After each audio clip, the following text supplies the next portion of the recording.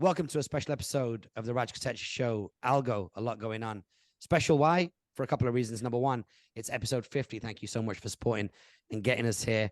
And number two reason is we've got some special guests from the editorial team on here today, including Jesal, Sal, and Kishan. Of course, we've got a full house when it comes to your regular presenters. Myself and Alex and Vic are on this episode of the show. We tear down our highs and lows from 2022. So it's kind of a bit of an end of year special. And then we do probably the longest deep dive into SoleDXB 2022 ever. If you went to the event or you just want to know what our highs and lows are from the year, then make sure you check out this episode. There are chapter links inside Spotify and YouTube. So you can just jump to your favorite bits. I'm not going to introduce the guys because as soon as we get into the intro music, you're going to hear them on the other side of it. And so, Alex, are you ready? Yeah, I'm ready. Okay, go ahead and drop that intro music for episode 50.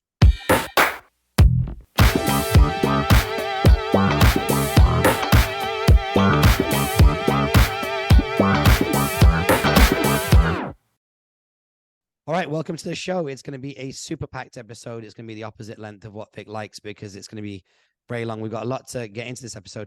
As mentioned in the last one, we were going to do a teardown and invite some of the editorial team on here. So we've got them here, which is great, some of them. And because we've only got Jesal for about 25 minutes, we're going to get straight into highs and lows of the year. And we're going to cover moments in pop culture or stories that we've covered on the show, especially since we turned it into ALGO, that people are kind of into or like wins and fails, as it were. And then after that as well, we're going to do a teardown of SoleDXB. And then we'll get into a few stories and a few shout outs, and then we're out. So that's episode 50. Thanks to everyone who's helped us get this far. Now, with Jesal being the first one who's on a time schedule, who's got to pop out, we may as well hand over to you. As mentioned in the intro, joining us on the call is Sal, Kish, and Alex. But over to you, Jesal. What's your high and low for 2022? I'd say the low, I'll start off with that. I'm quite into crypto, as some people might know. And I'd say the FTX SBF situation has definitely been a low for crypto. That could turn into a high one day, and we'll look back on it as an inflection point for when crypto started maturing. But it's definitely been a huge scandal, and it's been a rock to the crypto space. Okay. Is this happening, and the risk profile of something like this happening, not just fundamentally priced into the crypto game, being that it's decentralized, deregulated? Like, wasn't this risk always there, and the disappointment is just that it happened? I think the disappointment is it happened with such a high-profile individual and such a high-profile exchange who had been for the last year flossing their money around here, there, and everywhere on naming rights for arenas, huge ad campaigns, and that is damaging for sure. That is absolutely damaging. But I do think it's kind of like in The Godfather where, you flush out the bad blood and stuff like that, and you get the bad actors out to expose themselves, then in the long run, it's probably a good thing. But it has harmed a lot of trust within the crypto space, especially like a lot of people I know really took Sam Bankman-Fried's words as gospel, and they really rated him, and they were like, yeah, this guy is someone who we really trust. And it turns out that, wow, that was not the truth at all. So I'd say that is a big L for the crypto industry as a whole. Like I said, over the long term, we'll see, and I think it will bounce back. But yeah, that was an L for 2022. How many more of these can the crypto industry handle? What if CZ and Binance goes under? If Binance goes under, that's a huge one. That's huge. But, things can always reinvent themselves. In the end, it's about the coins themselves, the technology. Exchanges will come and go, just as high street banks have come and gone in Britain for a long time. Money's still there, right? So I think as long as the talent's there and it's attractive enough, then fine. I think what will probably happen is Binance takes the rest of the world whilst US has Coinbase. That's kind of my gut feeling on what happens. So let's see how it shakes out. But yeah, it's been an L. I don't think anyone can dress it up as anything otherwise. But long term, let's see how it goes. Yeah, and I think a lot of people that bought in on the 2020, 2021 cycle, there's a lot of first-time MetaMask holders and Binance account holders and Coinbase account holders and FTX account holders. For them, they'd have probably seen one of the most aggressive up and then down cycles in crypto's history, right? I mean, that was a hell of a 24-month bell curve of growth and then decline. Pretty much average for Yeah. crypto. Yeah, if you look at the kind of in Bitcoin, I won't get too techy, but in Bitcoin, there's something called the halving. So every 4 years, it's pretty predictable. And this has actually been a shallower recession in crypto as a whole than it has been over the previous years because it's a maturing asset. So gradually over time, the rewards won't be as amazing as they were 4 years ago or 8 years ago, but there'll be less risk attached. So, and this is part of that. This is part of getting rid of the risk, I guess. Nice. Okay. Anybody else on crypto? Anybody else's 2 cents on crypto? Kish, I'd probably say you're probably the most removed from it. Like, I've never really spoken to you about crypto. Is this a big story that crossed your desk as well? Sam Bankman-Fried and the fall of FTX? Only in the sense that it's been in the news. I know very little of it. More than that, I know Jesal is very much keen on his crypto, so I listen to what he says with interest. I feel though that these things come and go, and I'm sure that there'll be new exchanges opening up in the future. This will probably open a bit more opportunity for regulation from governments to establish more established crypto exchanges with a bit more control in them. That's what I think. But I guess it was always part of the risk profile, especially with like an emerging technology as a crypto. Should we, Vic, what do you think? Should we collect a few more lows or should we take Jessel's high? Maybe let's take Jessel's high for time constraints. Yeah, I think that's okay. I think I'll circle back for the high in a bit. I'm still all right then. On that. Yeah. Okay, then over to you, Sal, for your low for the year. Low for the year, I'm going to talk about. It seems that we are at a saturation point with the streaming world. If you look at what's happening in the news lately, Netflix had to lay a bunch of people off. Warner Brothers Discovery has gone through this very aggressive changes where not only have they like sort of cut back and canceled things on HBO Max, but they've also fully removed content from HBO Max. And that's become like a big controversial talking point because that means that creators aren't getting paid and aren't getting royalties either. They were going to make this Batgirl movie, which was going to be exclusive to HBO Max. And then at the last minute, they canned it, like never to be seen. It's not coming out and it's never to be seen. In addition to like what's going on with HBO Max, Disney Plus, which was this growing streaming platform, it seems to have plateaued a little bit. And now it seems like the cost to make all these Star Wars shows and these Marvel shows, it does cost a lot of money. And all these big entertainment media companies who decide to go all in on streaming, buying all these IPs and putting them all on streaming, have suddenly seen that, this thing is going to actually lose some money for them. And you've seen people at the top go, obviously Bob Iger has returned to Disney. David Zaslav came into Warner Brothers. And it's kind of shown that we're kind of at an interesting crossroads in the digital content world that's been growing for the last 15 years. And streaming specifically, I don't know what this means for the future. Maybe these companies will start scaling back and maybe streaming isn't the way to go. So that's kind of been the low of 2022, at least from an administration and finance side for these companies. What do you think? Do you think the influx of cheap money was a big driver for that, Jesal? Venture cash and just the adoption of cell phones and like there's a lot of good market conditions led to streaming getting to where it got to. Can you see an adjustment, so to speak? I can definitely see an adjustment. Netflix for a long time were burning through cash.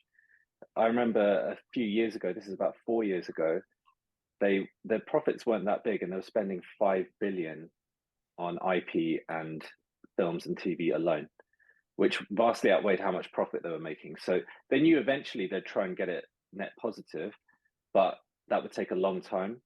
And I think there's been a lot more competition since then. Disney Plus has taken Netflix's lunch a lot of it. Prime Video is doing okay, but Disney Plus is the big one. And there's been so much fragmentation. You look at Paramount's one and then there's this and that. It's just, in the old days, we kind of had all these cable channels and the whole theory was to cut the cable so that we could just have a few streaming services. And then they want all their IP to go in-house to create their own streaming services. And now we've got 10 streaming services and no one's going to pay for 10 of them. You've got Apple TV, Disney, Netflix, Disney Plus, Amazon Prime. Those are just the 5 big ones. You've got loads of other ones. And so it's unsustainable for the consumer to subscribe to everything because you'll be paying $80 to $150 a month.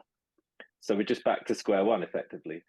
And I can see piracy on the rise again hugely, because if I'm searching for a film and it's on none of the platforms I own and I'm desperate to watch it, what would I potentially do as a consumer? You know, so that's why, yes, there is still rental available on all the usual outlets. But yeah, I would concur with that I think it's a tricky period. But then again, I think Netflix has so much good stuff on it. I think you only need 2 or 3 streaming services, and people will gradually kind of pare down to that effectively. I think it certainly changed how people talk about like pop culture now, right? Because that era of appointment television, right? Like you had to like watch that HBO show or that show on Netflix. All these companies have, acquired all this IP, but a lot of these streaming platforms, not everyone has. And in the case of something as big as HBO Max, which has the Warner properties, Turner, HBO, Cartoon Network, it's not even available outside of the Americas, South America and North America. I think only a few European countries. So all these kind of like prestige television shows that people say that you have to watch, people don't know about. And then something like Netflix, it's like they're just putting out content, and it's not always, prestige content. It's just filling in what they can. So you're right. It's kind of fragmented things a little bit again, and how we talk about pop culture and appointment television has completely changed. Like that Wu-Tang show, that biographical Wu-Tang show, an American Saga. It was on Hulu in the States for like 3 years. No one internationally saw it. Like, Wu-Tang has a huge fan base in Europe. I think it's only just gotten on Disney Plus now, but like, it's a really good show. But if you weren't watching it through, legal means outside of the US, you didn't know about it. Over to you, Kish, for your lows. Okay, well, I guess my low is just about living in London, I guess. So I think most of us on this call has are London or has been in London at one point, and Londoners do have a habit of just complaining and moaning. We're just institutionalized like that. But I feel like what's happened in London this year has been really, really, really stressful in the aftermath of the COVID lockdowns, all of the issues with the supply chain and the staffing resource level crisis, Brexit, and what's been going on politics and the economy as well. It's just been very stressful, sort of like making your moves and just living your life in the city when there's so much turmoil. You definitely sense that prices have increased exponentially, almost like say from what they were last year. And when you need access to services, particularly the health services, my family's had health issues. I've had health issues. It's been so difficult. You've had to fight and fight and fight through people that are stressed and demonstrate negative attitudes, just out of necessity, as it were, to try and get the health treatment that you need. That amongst all of that stuff, when you go out in the streets of London, you definitely sense that people are much more hungry.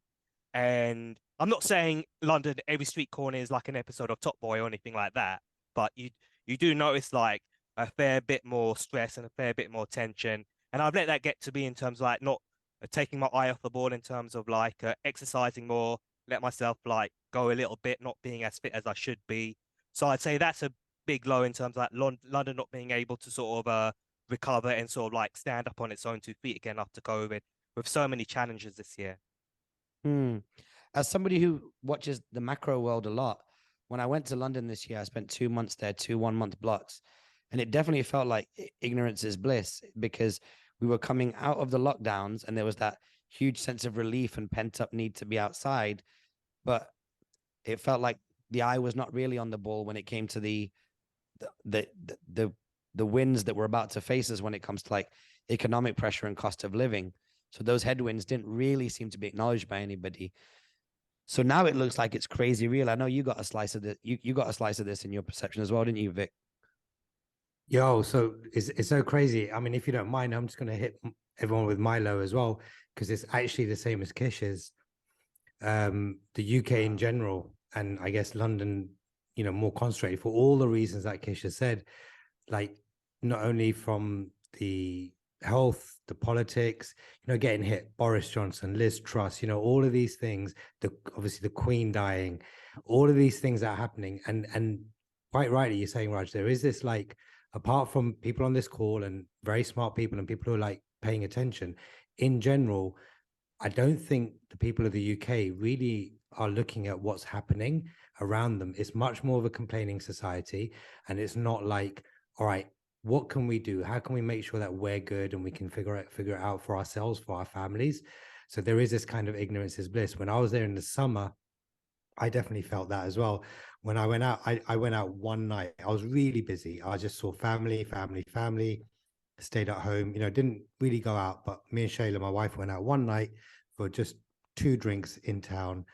And it was wild. Like, I've been out in London a lot in my life, but I've never felt like it was this, like, it felt crazy, like people were just going, it just felt mad. And I didn't overly feel safe either, so there's a lot of crime. I just think the UK's just taken a battering this year, a real battering, and not just economically, because everywhere has, not just politically, because a lot of places do, but also just in terms of like global perception. I hear this phrase in various forms, but to paraphrase a lot of people, they say England or the UK is falling from grace. And that's basically what I see, that's what I'm seeing. And that, from someone who's born and bred, is, it's difficult to say, and it's embarrassing sometimes to say that you're from the UK, because some people do say, oh man, it's really bad out there, I'm like, yeah, what can I say? But yeah, that's my low as well, man. So Kish, thanks for saying that, because I echo what you're saying, man. Nice. I was just sorry, go on. Go ahead, Sal. Go ahead. I was just in London right now in November. I was there for about 3 weeks. And to that point, I mean, the things that stress London out and get a sort of pessimistic attitude, they're kind of the same things that have always been there. The rent being high, work, weather, lack of employment, things like that. But there's just something, the energy and all just feels a little bit more different than previous years. Mental health concerns are a big thing there. There's always been poverty on the streets, but you really feel it more than ever now. And people are just grinding and trying. But like, I've got a friend, Jerome, who's in like film production, and there's always shooting things in the UK. Content's always being made, but the money just keeps on getting thinner and thinner in that community in the UK. More producers are thinking about living outside of the UK in Europe and coming in just for their projects. And this is in light of Brexit, not making it easy for them to do that, but they're willing to do it. So, I mean, I hope, London specifically and the UK overall gets its kind of energy back. I mean, the whole world in general, 2022 was like the first full year post-COVID. Things still need to be figured out economic wise there, but hope it makes a comeback. We always talk about that. Yeah, man, for sure. I'll worry that it'll take a number of years. Sorry, Raj, just to say, I'll worry it'll take a number of years before it reaches an element of stability again. And just credit to all of those that have been entrepreneurial or creative or imaginative enough to be able to establish themselves in 2 different places, UK and somewhere else, so they can escape from the UK when it goes through its tough times. Yeah. Well, man, as we got 2 more, and then I want to hear Jesal's high before he leaves. But Alex, what about you? Yeah, so I'm gonna go completely different route and go in the music industry and say Kanye West. Oh, my child. I knew he was gonna say this one. I knew it. That's mine as well. No, I'm saying it because I mean I'm young compared to all of you, so I haven't been around for all the, I'd say, old hip hop heads and all that. And for me, Kanye is someone who I believed was one of the best artists since I grew up. And just looking at everything that's happened in the past few week or 2 months, like it's just not nice to see. And I don't think anybody months ago would have expected what has happened to happen, and it's just not nice to see. Yeah, agreed. I think looking at that from somebody who looks at Kanye as a legacy artist and has benefited from his music for, I don't know, more than 20 years, really, since he was with Jermaine Dupri. Like it's a real shame because at the bottom rungs of the artist, as in artists that have a 1, 2, 3 year buzz, you expect some stupidity. You expect a 3 or 5 year artist to mess up and kind of like grand opening, grand closing moment. You know what I mean? For like younger artists, but you expect that your marquee artists, your legacy artists, like the Jays, like the Nas, like the Kanyes, would always be able to maintain a certain standard. And to see one of those as a rocket so high in the sky explode at that height and then come all the way down is really a remarkable thing. And it's so bad, it's so pronounced, it's so eccentric that it has to be rooted in something really, really bad. You know, I mean, it has to be rooted in something like a significant mental health issue. And unfortunately, we live in a world where everyone's got so much media or so much access to produce and distribute media that we can't tell the media as a collective to not cover this man and encourage him to go and get help, because there is no collective media on the internet, and there will always be opportunists that want to get that will take the opportunity of getting content out with him. So yeah, for me, that was definitely a low as well. A real shame. That being said, there's a lot of artists, I think, as well, that are now being brought into that legendary status that weren't before, that we knew always performed well.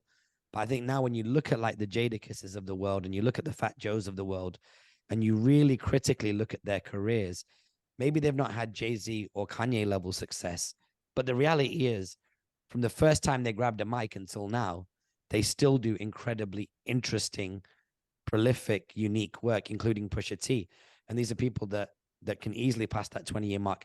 Jadakiss even more so. So and Fat Joe even more than that. So yeah, man, it's been a shame to lose one of the big chess pieces from the second row of the chessboard, but it is what it is. And one thing I do know is that you can never write off any American celebrity, because over the long term, they can always pop back.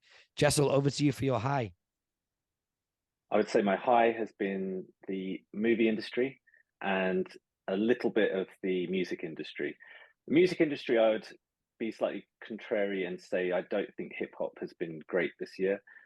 I think hip hop isn't dead, but I think it's diluted, and trying to find the acts that you really love and get great great music from them has been a bit tricky.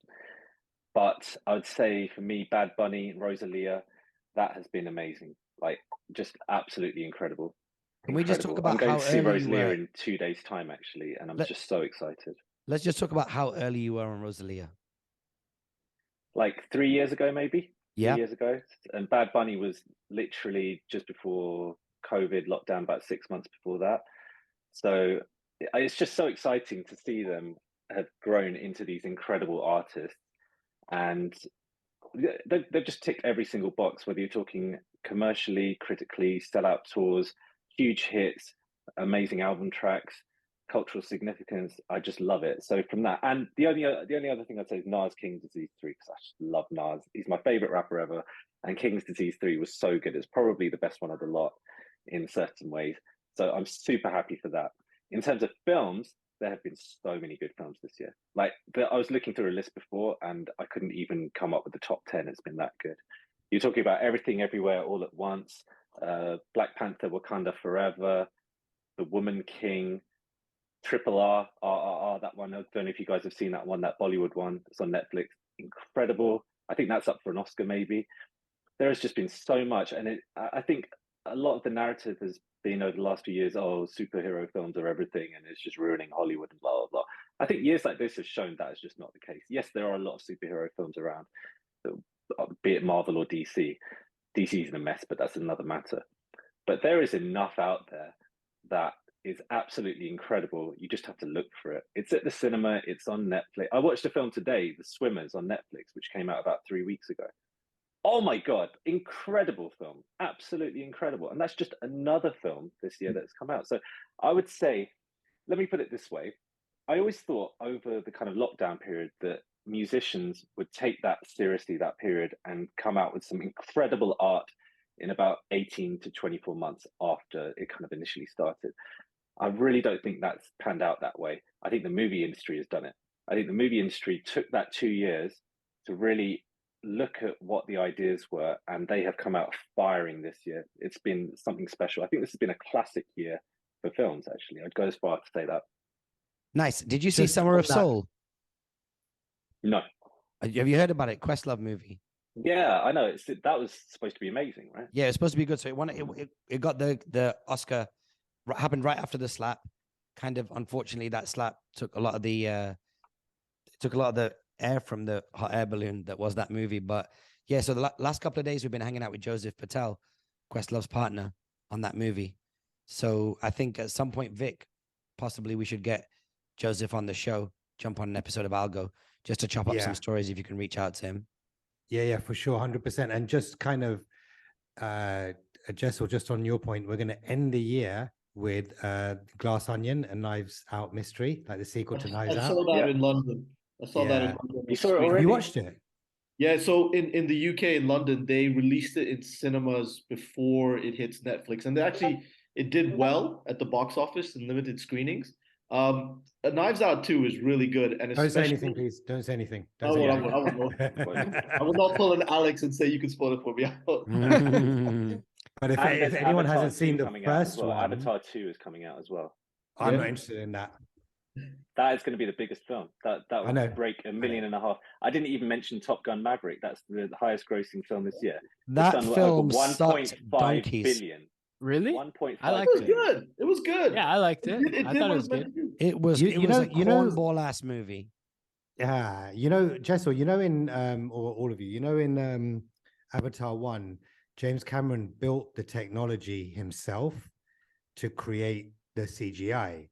He owns that technology. Now every other basically production house or producers or film companies use that technology and license it off him. So he's made stacks of money, like stacks and stacks, like all the cameras, all the technology that he used. He owns it all and no one else has been able to replicate it. So he just licenses it out and sells it just off that film, man. It's madness. And just wait. This decade will be Avatar's decade. There's not going to be many Star Wars films this decade.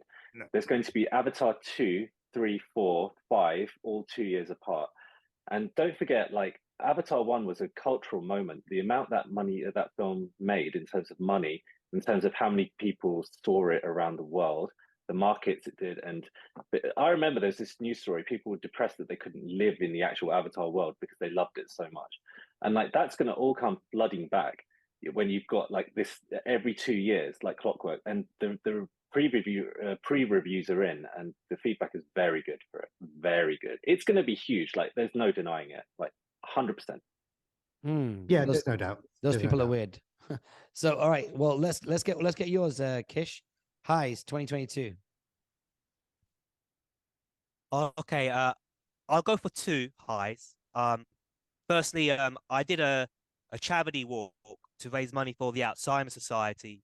So some of you know that my father passed away from Alzheimer's in 2019, and I raised that in 2019 I did a 13-mile walk and I raised £600. This year I did another one, a 13-mile walk throughout London, and I raised double that, £1,200. So that was one high for me for this year. And the other high I wanted to mention as well was just the return of music and gigs to London town.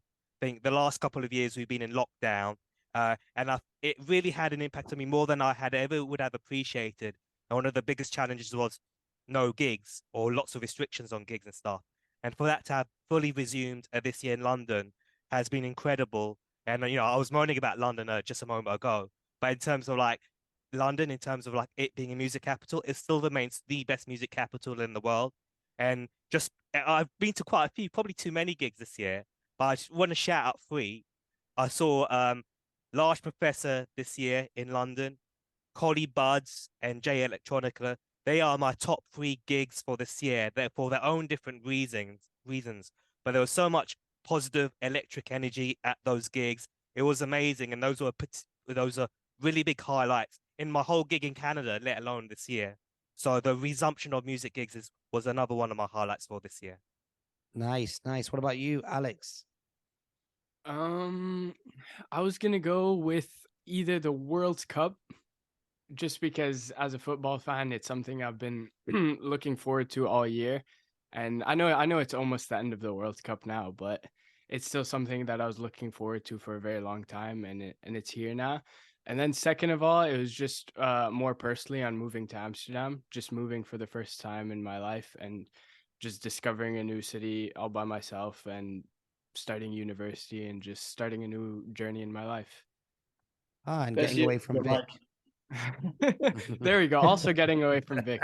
A year was Biggest too highlight. much. Biggest highlight of your life. Nice. Oh, by the way, Alex, after this call, once we stop recording, we're going to tell you about our night tonight, and it's everything that you expected. I already know it's coming. I Yeah, already yeah, know. yeah. And It's a great but story. tonight it was really bad. Like tonight, it was obnoxiously bad. Like We'll talk ridiculous. after. We'll talk Yeah, afterwards. that's not on the record. Yeah. Sal. If I can maybe, sorry, can I just second Alex on the World Cup? This World Cup has been amazing. Yeah. There were a lot of fears going into it, but it has delivered and more. As a spectacle, forgetting every other issue aside, it's just been one of the best World Cups, I think, in history, hands down. So yeah, Yeah. shout out for that. Is this Yeah. because of the upsets or the amount of time we've gone to extra time or penalties or specifically Yeah, that's what? all part of it. Yeah. Yeah. Specifically, the quality of the matches. I think there was a huge risk that this has been the first World Cup that's been in the middle of winter and in the middle of a football season. Usually, you have ones in the summer where the players have had a full season, they're all tired, they're all injured. With this one, they're kind of in good form generally coming in. And so I think a lot of the standard has been very good, and that's made a difference. So it was a huge risk, and I don't think I'd want this every time. But as a one off experiment, it's been very interesting. My only issue is now that Qatar have done it, I think Saudi will try and do it, maybe even the UAE at some point in the future. And like they just can't play during summer. It'll have to be during winter. Yeah. Has it been New more world. difficult as a consumer during winter for you guys as football fans? Honestly, it's been better for me because it's cold outside and I get to stay and just leave the TV on all day whilst I'm working. So that's been fantastic. But it's not been as much fun because usually you'd get the ball and just kick it about outside afterwards with the kids and stuff like that, and you can't do that. But no, I think it's been great. I would just like to say, I think I'm totally the opposite. I think it's been worse for people like me and others as a consumer watching the World Cup in the winter as opposed to the summer. So, Raj, you were in London town during the 2018 World Cup in the summer, and that was such a vibe, and lots more people came out, and you could watch the World Cup outside and all that stuff. You couldn't do that in this winter. And also around that time, there was a lot in summer 2018. There was so many other festivals, so many things going on in London town. It was such an amazing energy at that point in time. It's not so much in the World Cup for November, December. Yes, it's Christmas, but it's been more of a miserable backdrop, a very cold backdrop. The cold makes people very miserable out here. But isn't that quite a Or I should Euro? say out back in London.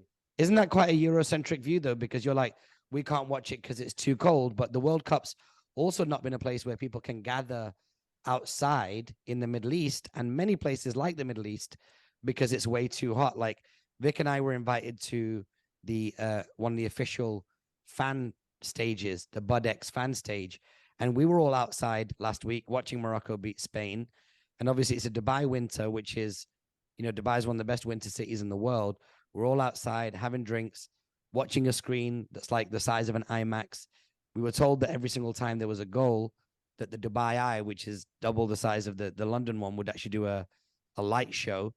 And it was a really nice experience. So maybe, obviously when it comes to seasonality, the whole globe can't synchronize. It's either convenient from a weather point of view for one country, or it'll be opposite for another.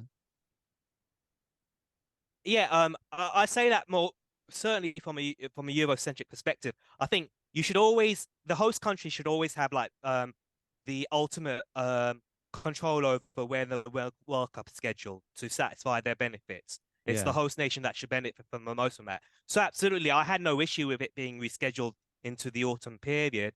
It was just as a consequence, it makes it more difficult for, say, people in Europe to be able to, or certainly the UK at least, to be able to enjoy the World Cup as it was. But that's an inevitable reality.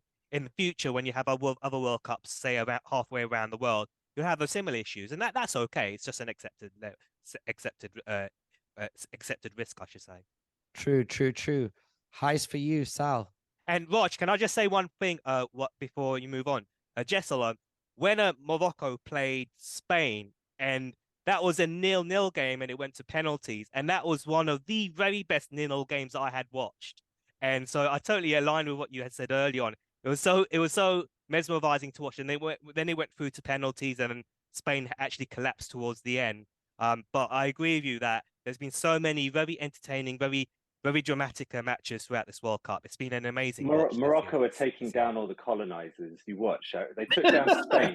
I've seen all the Next memes. up, France. All you colonizers. Next up, going France, down. yeah. Morocco are my team now. That's it. That's brilliant. Yeah. We just met the minister of was it the minister of tourism for Morocco tonight?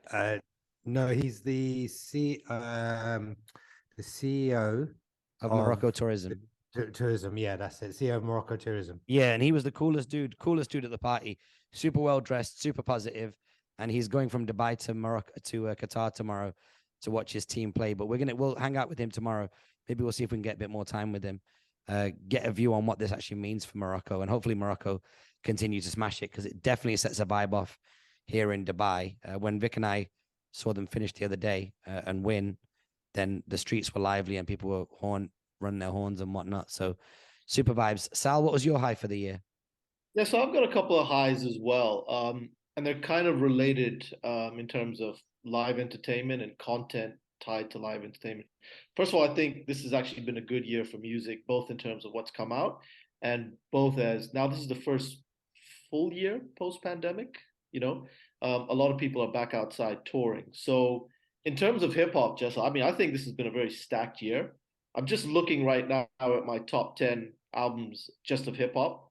And I've got 30 albums on there. So I need to figure it out somehow. Like, Nas, Kendrick, Saba, Smino, Denzel Curry, J.I.D., Joey Badass, Lupe Fiasco, Vince Staples. Drake somehow had a good and a bad album in 1 year. Black Thought, Danger Mouse. That's not even including R&B, Beyonce, Weeknd, Lucky Day, SZA just released an album. Artists like Bad Bunny finally, I think, hitting that global status. We were talking about this on Instagram. I don't know if people in the UK realize how much of a global icon Bad Bunny is, and tied to all that, everyone is back outside touring. And what's interesting is there's some high concert ticket prices coming out, right? Like we're looking at the UK. I was with Kish for Kendrick, right? 3-figure prices, right? Like the cheapest seats are probably like around about £100. And yet, these shows are selling out. They're making crazy money. I was just looking, I was out in the States end of the summer, and I saw the New York State of Mind tour, Nas, Wu-Tang, and Busta Rhymes. These guys were doing 30,000 to 20,000 amphitheater seat venues. And I was reading that they were doing like $1 million gates. Like Method Man wasn't going to be on the tour because he had a commitment. I think he saw how well it went and then jumped on the second half of it, kind of like rearranged priorities and stuff. So, and Weeknd is doing stadium shows. So it's interesting. I think a lot of the music that's coming out and why we've had an influx of music is some people have timed it with being able to tour. I know that's why Kendrick took so long. Like this album was supposed to come out 18 months ago, and he updated some stuff talking about Mr. Morale. And so that's been interesting to see. It's just been interesting to see like a lot of music come out and a lot of live music be back out. And I've seen loads of gigs, both Middle East, London, and in the States. And it's just been great. And then the second one is to see the whole Middle East region just progress, specifically like, I do a lot of hospitality consultancy. I do a lot of stuff in Saudi Arabia, and to see Middle East, to see the Riyadh season, to see the country slowly but gradually change and be more open. There's abayas, which are, the kind of burqa and sort of thing to cover women. They don't have to wear them. They can wear uniforms and kind of like regular clothes. To see the kids in Riyadh, do events like breakdance parties and raves, like for young people. That's been cool, you know. And I think the reason it's happened is, you know, Saudi had a big baby boom about 25, 26 years ago. So all the things that you've seen, Saudiization, getting the locals to get into work, Vision 2030, all that stuff has been because the youth is there. They're much more tapped in and progressive to what's going on in the rest of the world. And they're going to be the future. And I think as a result of that, like Qatar, Dubai, Bahrain, all these places are watching it. Dubai has always been a place where things are happening a little bit more progressively than the rest of the region. But now there's starting to be a bit of an even playing field. You know, Bahrain's got an F1 weekend now as well. So from a personal standpoint, as someone who's an expat kid who grew up in and around this region, it's been really cool to see that progression being made, and for people to come out here and be surprised and see that, you know, that sometimes what's being said about this place from the outside is not all true. And seeing the people here kind of lead that change, it's been exciting to see. Yeah. What about what's your high, Vic? Nothing as profound as all these other guys. Actually, my biggest high for the entire year has been the work that we have done on our brands. And when I look back at the year, you know, what we've achieved with the agency, CCA, Creative Content Agency, what we've achieved with Love Soul, actually having a bit of a resurgence this year, what we've been able to achieve with My Friends, Your Friends, and most importantly, what we've achieved with this podcast, and like really kind of found our groove and, you know, managed to be way more consistent as of late. This ALGO format, you know, thanks to the ALGO, you know, all the team here as well, the editorial team that supports this. But yeah, just the kind of work that we've done collectively on the brands, that's been a big highlight for me, like the biggest highlight for me. And then when I think back to all the ALGO episodes, and, you know, a lot going on is the name of the episode. We've had a lot going on this whole year, from, you know, the work that we're doing on the agency side, sorting out, you know, working through and building an educational program, from all the people that have come into town, from Russell to Gary and anyone else that we've been able to meet and actually really catch up with and spend some quality time with that we haven't seen for many years. You know, the out and about is crazy when we look back and think, okay, we've done a lot this year in terms of just being out, meeting people, doing things, doing a lot of cool stuff. So yeah, man, just like really short and sweet. It's just the work that we've done on all of our brands, being able to really kind of focus in and just kind of establish them all simultaneously this year, which has been difficult. You know, we're talking about 4 or 5 brands. And yeah, man, that's it. That's my high for the year. So it's something I wouldn't normally do. It's like blow our own horn that much, but yeah, I kind of got to, man. I kind of got to give it up to all of us that have put the work in. And you know, that's not just Raj, Alex, and myself. That's, you know, you guys that have supported this podcast and, you know, always out there with us and kind of doing all that. But yeah, man, that's my high, dude. That's really my high. Yeah, and that high is definitely, like, at least on the podcast side, is driven like post summer. I think once we got the ALGO editorial team together, and we just had that constant supply of stories. It's funny, like we had my friends. No, we had a Fat Man Scoop. We were with him earlier on this year in London, and he was giving us a testimonial for the agency and for the business. And he said, the reason why I like working with these guys is that they're always coming up with new ideas, and you can't be consistent when it comes to making content unless you're always coming up with new ideas. If you don't have enough ideas and enough fresh ideas, then you cannot be consistent as a creator. And I think what loop that we've closed here, like we've got to the source of the problem, as they say with design thinking, the root cause is that we were just not able to get that throughput of stories. And now through this group that we've got, you know, moving here with, like, obviously with Neil and Bal, and who else we got on the group? We got, or is that it? Kish, Sal, Jesal. Yeah, these people naturally are on here. Kyron and Wes.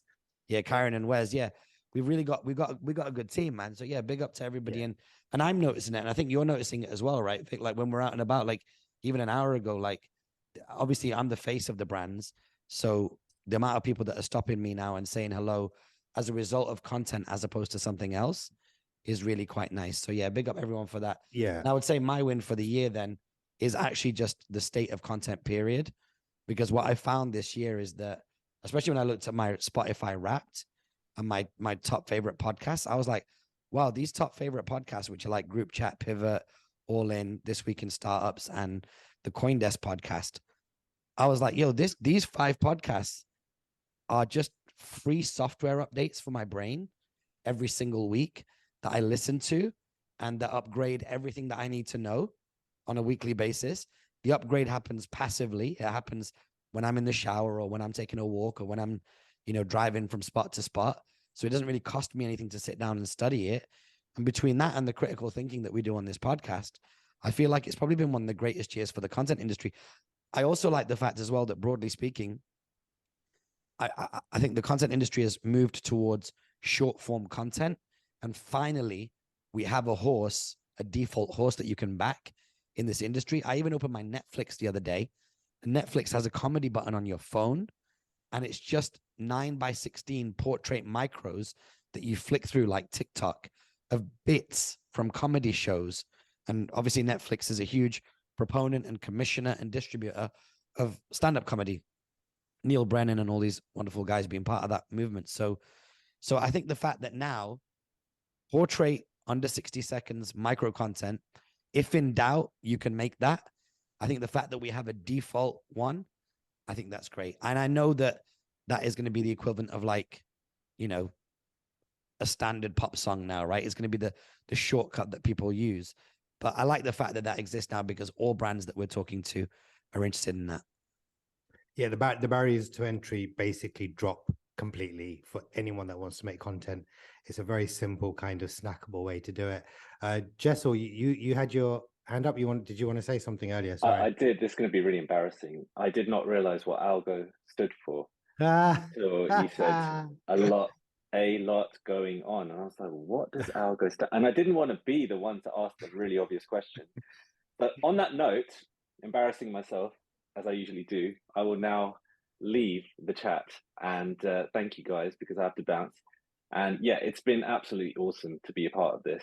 And I think it will continue from strength to strength in 2023. So congratulations, guys. It's been amazing so far. Thanks. And heads up, we're gonna need you to hot seat, because Vic's traveling from this week. So we might need you to step in and hot seat for him. Anytime. All right, dude. Have a wonderful night. Thanks for jumping in. Take care, guys. Bye. Peace. All right, so we've covered all the highs and lows, and now we are heading into one of the hottest subjects of the week. Alex has context because he's been to them before, but 4 of the people on this call were at this event together simultaneously. So here we go. Here is our breakdown of SoleDXB 2022. So for context, this year was a very, very special SoleDXB for a couple of reasons. Number one, it's the first time that it's come back since the lockdowns. The last one was 2019, Wu-Tang Clan, great time, friends of ours, of course. 2018, Nas, great time, he was in top form. Then a couple of years out, and now this year it was back. In attendance was myself and Vic. We had 3 performances, one at Def Jam, followed by one at the Amongst Few rooftop, and then the next day on the Sunday, Amongst Few rooftop. So 2 on Saturday, 1 on Sunday. I had an interview. We had a lot of access to after parties, networking with folks that came down to perform, met Rhapsody, Coast Contra, different people. Really had a good time, but let's get into the nitty gritty of it now. Sal, for you, what did you think, man? What were your thoughts on SoleDXB? It's interesting because I moved here in 2018 and I'd heard about SoleDXB, and on the surface, it seemed like a really cool sneaker music event. And then I went in 2018 and 2019. And what was so special about it is that it's an event that's unique to Dubai. And I think it's something that they can say is sort of like like a unique sort of platform for the city. It's a cultural event. You know, it's if you are someone who's into music, if you're someone who's into fashion brands, if you're someone who's into sneakers, if you're a creative person who wants something to sell. I mean, how many local streetwear brands have sort of come up and had a space in SoleDXB? So, you know, it was 2 years gone. Everyone was wondering, what is it going to be like? You know, what kind of music acts are they going to bring out? What is the theme and everything like that? And, you know, I think they brought out some good acts. And I think initially some people were like, oh, well, where's the legacy act and things like that? It didn't matter. You know, the people who came out showed out. Georgia Smith showed out. Um, you know, Amine showed out, you know, all these people, right? But I thought what was really cool about this year was also that it was kind of a celebration of just everyone coming back out. It was like a family reunion in some ways. There was a lot more local DJs DJing at different kind of booths and things like that. And it felt like the community was just back. People fly out for this, right? So people might not just come to Dubai for the vacation thing, for the business thing. But I know people will fly out to SoleDXB, not just from the surrounding Middle Eastern region, but from the US and Europe as well. So I felt like when we actually got to the weekend, the vibe and energy was just on point. And it was like a reunion. Yeah, it's funny. I was talking to Josh. So firstly, big up to Josh, Hussein, and Raj and their whole team that put this together. But yeah, I was saying to Josh, like on the last night, I was like, yo, this is like psychologically good for the city. Like this is like a mass therapy session where everybody who's in the culture, and you know, if you're an active DJ or you're an active artist, you got highs and lows that you got to deal with during the year. You know what? This industry, especially things to do with nightlife and music, it can be a bit colorful. It can be a bit textured at times. It can be a bit testing. Then you come together at Soul and you see at SoleDXB that not only like you've got real people that you know out and about in Dubai that are performing like Freak and Tack. I can't believe I missed Tack's performance. It was so bad because it was just everything was just too deep going on amongst few area.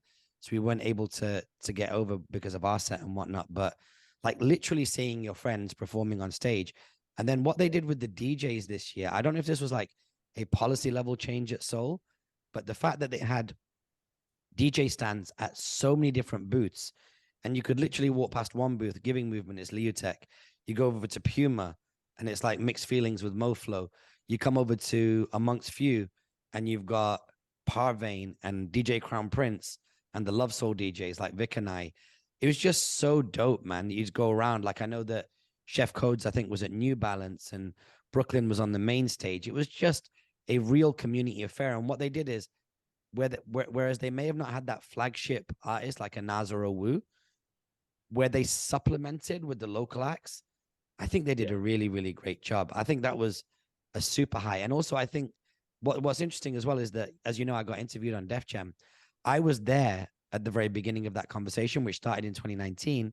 I was sitting and having a drink with Marzi, big up to him from Def Jam. Congratulations on 20 years. And he and I were sat having a drink, and DJ Clark Kent, legendary DJ Clark Kent, came over and said to Marzi, look, Marzi, like Def Jam needs to have a stand here as Def Jam, whatever they're doing, talking about their artists, meet and greet, Q&A, whatever the case may be. And it turned out, because of the rise of podcasting and everything else that's happened in the last 3 years, that Def Jam was actually doing interviews there. They were having DJ sets, and they'd linked up with this guy, AJ from Jibber with Jabber. It's a really dope podcast. I've from what I've seen and what people have told me, it's a podcast that's really doing its thing. So that was a nice thing as well. There's many people that I met during the day where I was like, yo, what you doing? Like, what you up to next? They're like, I'm heading over to the Def Jam stand to do an interview with Marzi. So that was like, it was nice. And I think next year, why not have, you know, multiple DJs, multiple like local acts like us, but also have like multiple local creators, like multiple DJ booths, multiple podcast booths for different creators. I think that would be sick. And I think that's only going to help with the grassroots virality of something like a SoleDXB. So yeah, it was a dope event. Speaking of people that fly in, Kish, you've flown in many times. I feel like you were there for 18 and 19, the same years that Sal was there. That was your first time. Does it still remain something worth flying into? Is SoleDXB worth flying into from England, paying flight, paying hotel to come and see the acts? So, Kish, you need to put your microphone on. And whilst he's putting his microphone on, I just want to say as well, big up to Kish as well, because he was DJing at Amongst Few on Friday as well. He actually opened the booth up. So yeah, big up to you, Kish. Is SoleDXB still worth catching a flight, paying a hotel to come and check out the festival if you live as far away as London or further? So if you like, for me, it definitely was for someone who appreciates music that's just outside of like the sphere of like US and UK music, the music scene. If for this year, you mentioned it in terms of the headliners. For me, the headliners weren't so heavyweight. So if that's where your headspace is at, I probably didn't think that SoleDXB was worthwhile you coming for this year. But for me, someone who likes to see artists from around the world under that hip hop umbrella perform, it was awesome and it was very worthwhile the visit. You mentioned earlier as well about walking through all of the different stalls and potential change in policy, how there were so many DJs around the spot. Oh yeah, and thank you for shouting me out for doing the warm-up set amongst you as well. That was a vibe in its own right. The atmosphere was full of spirit and full of energy. Like you could go there and just check out all of the different stalls and pop-up shops and not actually check out many live acts for just one day. It's an experience in its own right. And the other thing that I mentioned that I really recognized was artists and creators from the Arab region and indeed from the South Asian region being given time and energy and space to represent themselves at a festival. Coming from the UK, if there's a person from the Arab or South Asian diaspora on a festival, it's just a token gesture. Most of the time, they're not included. They don't exist for whatever reason. And to be amongst a festival where they were given their own dignity and respect and being able to showcase their talent, that was truly amazing. There was one artist called Faluka who seemed very impressive, and it was kind of like a mixture of like contemporary R&B sounds with that Arabic influence. And she said something about how Timbaland shouldn't be the one that only samples Arab music. It should be Arab musicians sampling Arab music, which is very true. It's great to see like the Arab diaspora was sort of like taking ownership of that more, whereas previously uh, it's just been other people, other tastemakers from the Western world doing that. And the other thing I would just want to mention as well, from like a South Asian perspective, this is a festival where you saw the likes of Anik Khan, Mad Star Bass, and a few other cats as well, just sort of like, and again, like South Asian music, South Asian artists hardly get a look in at all in the UK. And to see them getting respect in a festival in Dubai, that was a really strong positive. And for me, very worthwhile coming to Dubai to check that out. Yeah, who was a standout artist for you, Kish? What, just generally across the that you saw the whole on stage weekend? or anywhere? Who was like a big standout artist for you that you really loved to see, that you enjoyed watching? So if I can just mention two things, I know I'm always cheating. I always say two answers. I really enjoyed Rhapsody's set. I think it's just because it spoke to the underground hip hop inside of me, and to see her represent it and coming through all that with that raw New York hip hop, that was awesome. The other thing I really want to mention as well, it's a bit of a curveball, but so the DJ on the Sunday was the stage DJ was DJ Duwap from South Africa, and before the headliner set, which was Georgia Smith, who came on very late because you could see there was some major stage problems there. So she did a DJ set of around 45 minutes worth. She played one of the very best Amapiano sets. It was such an incredible vibe, incredible atmosphere amongst a tropical climate, tropical being the adjective here, and just being amongst that. A big fan of how Amapiano is kind of like a refreshing antidote to music that's more sort of like 2 minutes long, more for the TikTok format of content, whereas Amapiano is 6 or 7 minutes long, and it's almost like philosophical music. Yeah, it's like one of the most philosophical kind of club bangers out there. And to hear her play that for 45 minutes, that was my second best highlight of the whole festival. It's her DJ set. And and I'm sure you'll talk about the after party as well, which is another vibe. But that was my ultimate highlight there. DJ do what? Yeah, but before we get into like favorite artists, I just want to bounce back to Kish's point there as well about like the representation thing. I think that even though Soul had this year this kind of like overall Arab vibe, like they had a Arabic like host, a formal host, and the vibe was like very like neo, like big bold Arab, like the entrance and everything like that was definitely gleaned from that culture.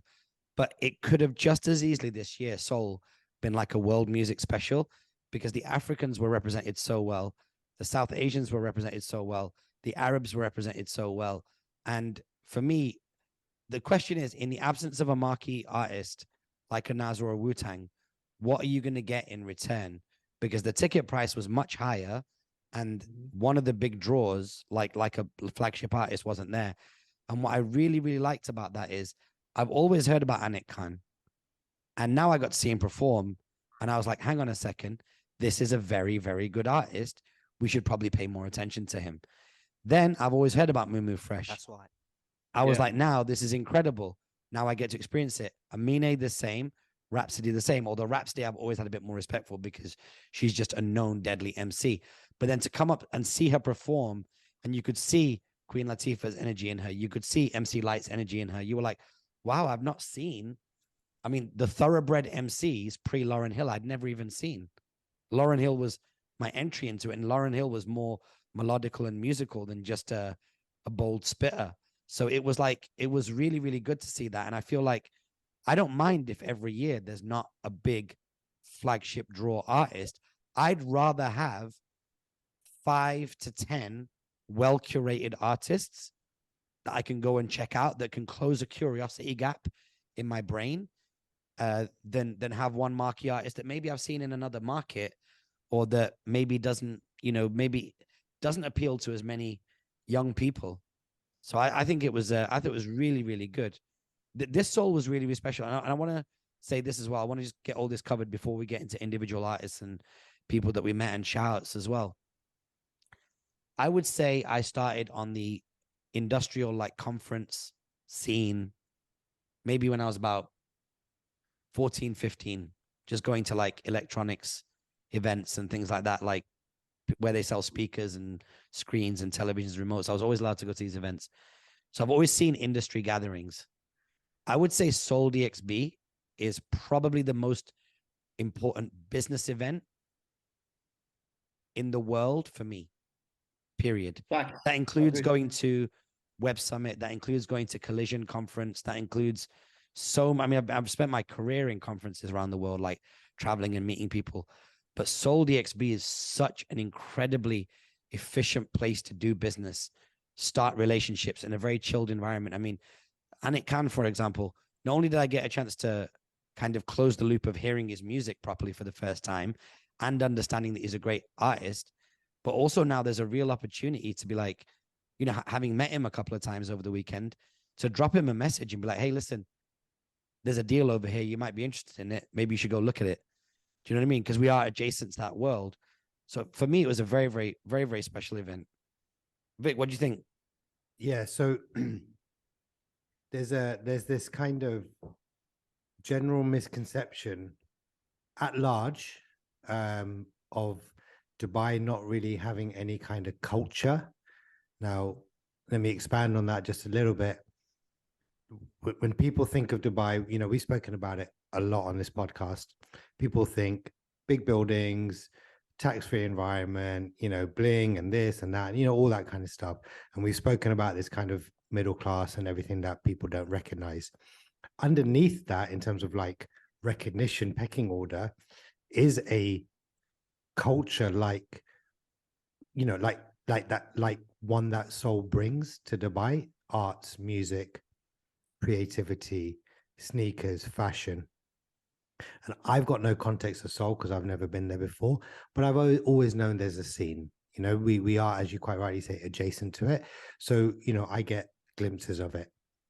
But what Soul does, and did for me specifically, is really, really, really open my eyes to the extent that culture in that respect, and particularly in the creative and the arts, is alive and growing, and like has high energy, and it exists.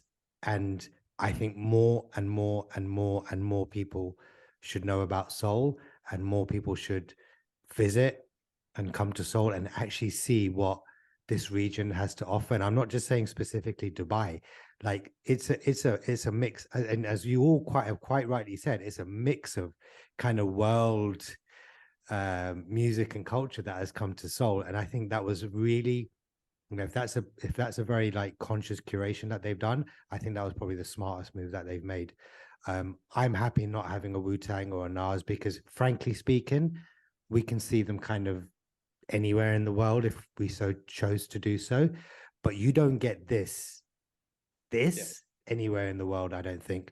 I think this is a super unique event, and I think that it proves that this region has a culture like very few places in the world.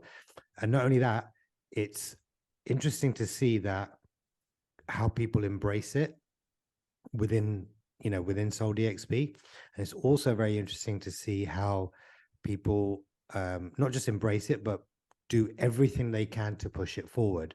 So everyone comes with crazy clothing, and that's cool. All this different music and artistry, the kind of poetic talks, the different stands, the brands that are getting behind it. Raj, what you guys said about all the different pop-ups having different DJs, the street dancers, like people are like pushing it forward, actively pushing it forward.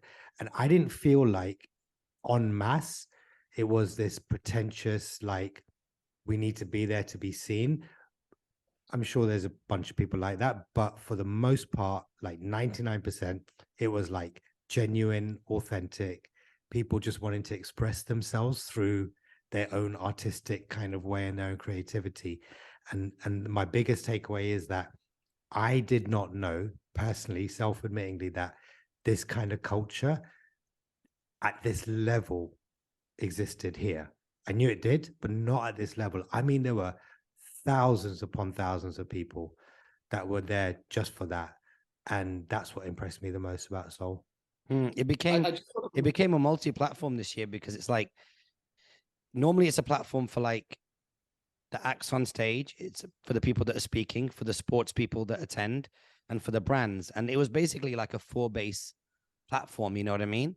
But this year it was, on top of that, it was a platform for the arts, for independent retailers, for local DJs that had just more and more platforms to perform. And what I really liked about that as well is that, a lot of people with the scarcity mindset, especially in the DJ community, they can be quite moany and a bit complainy, like, venues do this and competition does that, and people come from this country and try and undercut us, and that's all true. But the reality is, I think when you get to a certain level of DJ like we are, it's kind of all love. Do you know what I mean? Like, the real OGs in this game, or the people that have the potential to be OGs in this game, they all show each other love. Like, I was walking past Leotech in the Giving Movement, and I had only a minute and a half. So I walked up the stairs to the second floor, just kind of dapped her up and said, yo, this is a really nice stand. And then I walked back downstairs again, because that's all the time I had. But when we saw like Crown Prince at our place, it was all love. Mixed Feelings came over to our stand, even though we couldn't get over to theirs, they still came and jammed with us for 10, 15 minutes. So like, there's real camaraderie amongst artists. And I'm sure there is, if you DJ 4 or 5 times a week, I'm sure there are misunderstandings and beefs and all sorts of like things that happen. But the reality is, the people that are really kind of like living in a world of abundance, they were able to just really get their vibe off this weekend, which was so nice.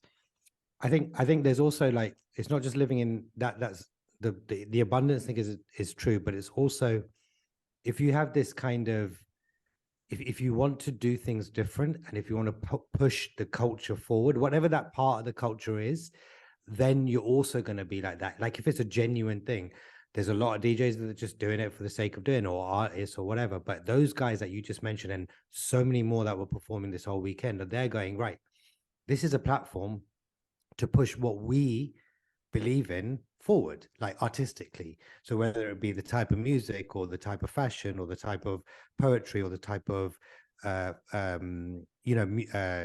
style of DJing or whatever it might be, that if that's genuine, and that's what they were doing this weekend.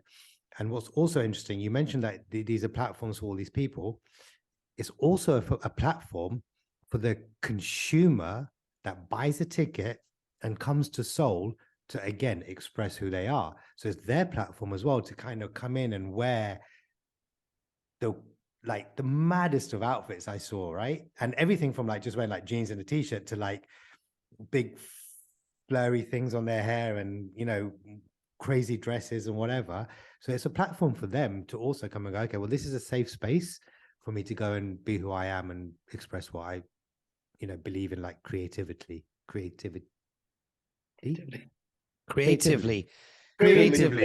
Yeah, Sal, we cut you off, Sal. What were you trying to say? Yeah, we were talking about all these things about how it inspires people. I literally know people that have been inspired by going to Seoul and then the next year being a part of Seoul. There's this kid, Kavu, who's out of Sharjah. He's a young rapper. And this guy is phenomenal. And he's got a producer who makes Middle Eastern beats. He makes his own content. He stands out compared to a lot of other of the rappers here, no disrespect to them. I met this kid at 2018. So we were both watching the Nas Q&A. And I remember during the Q&A, he asked Nas a very long-winded question. It was kind of funny. Like he was like, he was like super hip hop about it, what do you think about Griselda and all this stuff? And I was like, wow, man, like who's this young Arab kid who like knows so much about like New York City underground contemporary hip hop? And he had a vinyl and he had Nas sign his Illmatic, and we made small chat. And yeah, we super nerded it out. And I met his friends, and then he was telling me he makes music. And he's like, follow my stuff. And I followed him, and I saw this evolution of what he was doing. And it was a lot of Arabic diaspora music. A lot of his content was rapping about. I think he grew up like his family's from Syria, like talking about like, talking with his grandfather and talking about like the political strife, and then living in Sharjah and all this stuff. The next year, he's at the Adidas Unsigned stage in 2019. You know what I mean? That's an example. Five Pillars, an Abu Dhabi-based clothing line. I think they're a very new brand in like terms of recent years. I think they've only been around 5 or 6 years. Incredible brand, probably inspired by what's happened in SoleDXB. So, I want to give guys like, you mentioned the names are Raj and Josh and all the hardworking men and women who put together that event. I mean, I got to give them their flowers. It's been a decade. They've had challenges, like they didn't come back last year when everyone else got a chance to come back last year. They've had events where big acts kind of didn't show up, and they still and they managed to then, when Burna Boy and Wiley didn't show up, Coffee became a star a little bit. I remember everyone, like all the African people who are in Dubai, raved and bigged her up, but she showed out in 2019. And now to see people like Ane Khan, Faluka, all these artists come in, they can be very proud of the fact that a lot of people in this region talk about wanting to have their own culture. You've got places like Saudi trying to build Vision 2030, Bahrain, Abu Dhabi, Dubai are always trying to do something. This whole region has a bunch of young people, and they need to all look seriously at SoleDXB as a blueprint to be something that's unique, something that stands out, not just copying something. Like I really strongly feel this way. It's not just cool to see like a Nas and Wu-Tang come to this part of the world. That's cool as well. But the fact that like, when these guys do their 10-year, 15-year, 20-year documentary, right? Because they make content as well. They can hang their hat on that. Yeah, I think SoleDXB's documentary, like 20 years of soul or 10 years of soul or whatever they're working on next, is going to be incredible because they do make a lot of content. Alex, you weren't at SoleDXB this year. What, you got any questions? Yeah, any FOMO? I do. Yeah, I mean, definitely FOMO. I really wish I was there, especially seeing all of your socials and everything you posted along the week. It would have been great to be there. But also for perspective about hearing you speak, the first time I went to Seoul, I was young. I think I was probably 14 or 15. And I was going there more for the sneakers, you know. I was like that's I think when like the sneaker culture was like hype beast was like building up and stuff. And like that's where I came in. And I was going to Seoul, I would say purely for that reason, I guess. And I would have loved to go, especially this year, for more everything else that would come with it and going around with you guys and like seeing more of the cultural aspects of SoleDXB and all of that. But one question I had is how's the crowd this year compared to other SoleDXB years? Just in terms of, did it feel crowded? You know, the man in the crowd is always Kish. But well, let's look at it from 2 points of view, like moving around the festival, but being in the crowd. Kish, thoughts? I think it was. I'll say it was fairly similar to previous years. Just as crowded, and it's always a revelation for me that so many of the local people, the local Emiratis, are Travis Scott and Drake fans. So whenever the DJ plays a Travis Scott or Drake record, they all know the lyrics all the way throughout. I remember that very well at 2019, and this time around when DJ Brooklyn was spinning, that's what he did to get the crowd hyped up, and that was kind of like a universal sort of like language for many of the locals out there. In terms of numbers, I felt it was fairly similar. Some spots were really packed out. It was interesting that I felt there was a lot of people that were curious about the headliners, both Georgia Smith and Central C. Like they really wanted to see what they were about. But when they found out that Georgia Smith was more a ballads and R&B act as opposed to say like a hype energy artist, or when they saw Central C, I saw a fair amount of high turnover of people wanting to move away after they checked for 5 or 10 minutes. So I felt that there was a lot of people that were being speculative about checking up artists, certainly at the main stage anyway. I like the curation. I like the fact that, as I mentioned earlier, there was probably a lot of curiosity about these acts, and a lot of them came from the left field, and they were all great choices. So as far as the crowd, my 2 cents on the crowd, we're probably busier than most, Vic and I, in terms of finding ourselves in conversations and whatnot, but there definitely seemed to be a really cool, stylish crowd walking around. There was a nice little vibe going in the food areas. A lot of people lounging, eating, having a good time. I feel like the space might have been slightly bigger than the number of people. But I think as somebody who did go to Seoul, I quite like that because I wasn't running around people. I have been to previous SoleDXBs where as I'm approaching the stage, it gets a little bit too thick, even just navigating your way to the stage. So I found that it was very, very easy to move around Seoul. And the crowd was just generally up for it. I'd say probably similar to London this year in the sense that a lot of people are just glad that it's back and glad to be out. They definitely felt like there was like a ground level appreciation just to be out and to be at Seoul again. Because here's the thing about Seoul. Whilst there are other events happening, there are franchises, music franchises coming to different parts of the region, including Abu Dhabi. There's F1. There's other places. There's Coca-Cola Arenas now quite heavily programmed. But there's nothing quite like Seoul. Do you know what I mean? There's elements of it that exist elsewhere. Big acts. You've now got the rise of vinyl bars like Electric Pawn Shop and Honeycomb Hi-Fi and all that in the city. And we're seeing these things bubbling. But there's nothing that quite brings that specific configuration and that specific scale the way that SoleDXB does. What do you think, Vic? To answer Alex's question. Yeah, no, I agree. Look, I think, I mentioned about the crowd earlier that it's effectively like a platform for them, like a safe space platform for them to kind of express who they are in terms of their creativity and their fashion choices and what they want to hear musically. Because, as we've been talking about, the curation of artists was so broad that anyone that wanted to listen to basically anything they wanted to listen to could do. So that was really good. I agree. I mean, Raj, again, I've got no context around previous Souls, but I didn't feel like it was, I know there was a lot of people there, but I didn't feel like in any way, shape or form that it was too packed and I had to push through people and all that kind of stuff. So that was a good thing.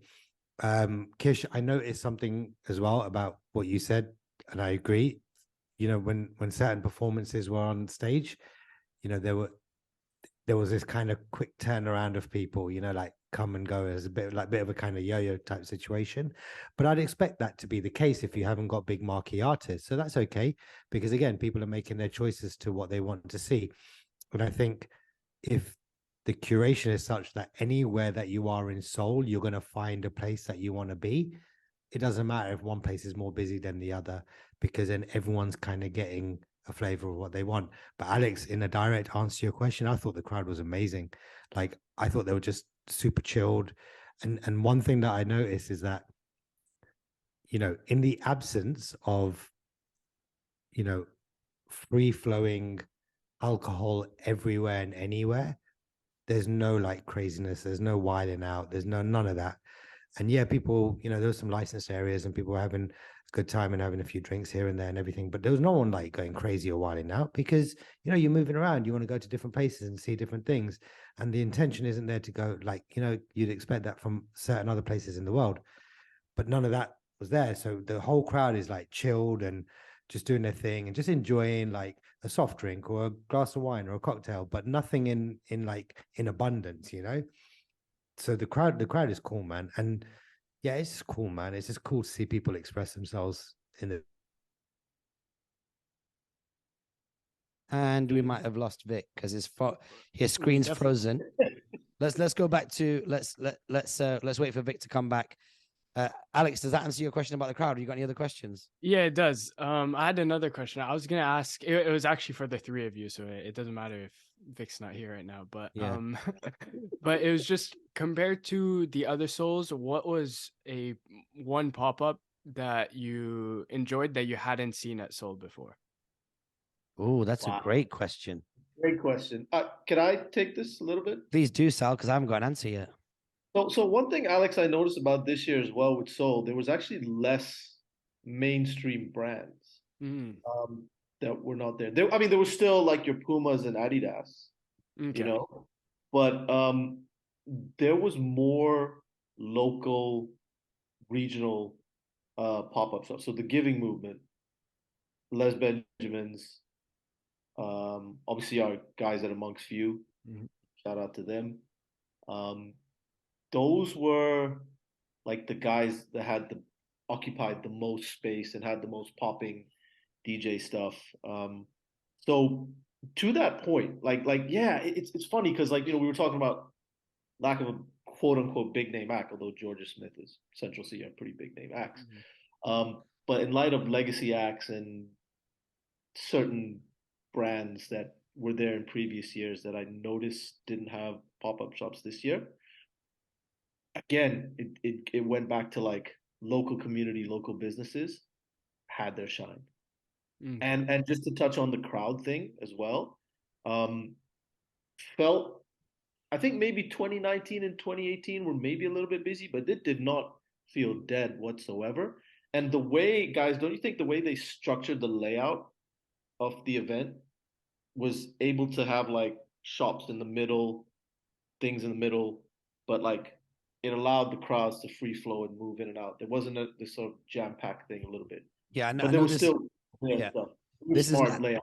That's a very good point, Sal. I know this is an amateur term and not the right one, but if you want to call it the floor plan of the festival, it was very, very easy because you could kind of walk around and through where the independent sections were. It almost had like a Camden Market kind of feel where you could duck through little. I remember there was one time, was it the second day we went there, Sal? And we were looking for Amongst Few for the second day's performance. And we literally just took a weird left and a weird right, and we were there. And I was like, wow, this is brilliant. So the parking was great. The moving around, it was great. To answer your question specifically, I think, Alex, to answer the question, what stand was at SoleDXB this year that wasn't there at previous years that really caught my attention? I would say the Def Jam one. I really believe that that's the beginning of a trend, that there should be multiple podcasters next year. And it's not just about people kind of sharing their content, sharing their clothing and what it is that they've got, or sharing their DJ sets or performances. I actually think we're going to see the beginning of a collection energy where people go to Soul to collect content. And although there's media passes and things of that nature, I think what's going to be really interesting is, you know, maybe SoleDXB has its own booths that are soundproofed if you want them to be, with speakers on the outside, and you can stand next to the booth and watch a podcast. Maybe people outside can even send questions in if it's appropriate, and they can build 3 or 4 of these units and they can rent them out on a per hour or half day basis. And, you know, maybe it's a couple of $1,000, and the Raj Kotecha show goes and gets a half day there and lines up a bunch of 15, 20-minute podcasts. If there's 4 or 5 booths and you can book them in 2-hour slots, that's quite a lot of inventory. You know, each booth can bust out 4 slots a day, maybe 5 slots a day. So you got 4 booths. You might be knocking out 20 slots a day over 2 days. That's 40 slots. If each one of those slots is sold for $1,000, that's $40,000 on the bottom line that the content creator pays. They get media passes. They get a studio built for them. All they've got to do is just go in there with their memory cards and whatnot and leave. Bada bing, it's incredible. Or maybe even SoleDXB does co-ownership of the video content. I think that would be some really, really ill stuff. And that's why I feel like Def Jam was really progressive. And it was great as well that they had us come and perform. Vic and I performed there as Love Soul, and I did an interview. But I think that would be something really dope. I would like to see that times 5 next year. For sure. I think that's Go on, Kish. Kish. Sorry. Okay. And Alex, to answer your question, Raj nicked my answer. I was going to say Def Jam as well. But to broaden that point a little bit, there was so many more of the stores, the pop-up stores had DJs in this year compared to 2019. And I thought that was a really good look. So you could check out so many variations of musical genres all the way throughout. I was going to ask, if I may, just a question about the layout. You were talking about it early on. Do you know what the deal was with the front stage, where effectively it was split into 2, and it felt like the left part of the stage was kind of like an exclusive area? You needed like a special pass to get in.